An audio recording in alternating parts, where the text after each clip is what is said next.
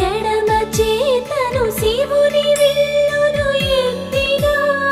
రాముడే ఎత్తగలడా సీత జడను తాళి కట్టే వేళలో రామ చక్కని సీతకి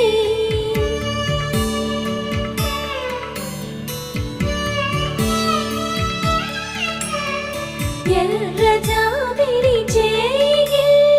రాముడేడని అడుగుతుంటే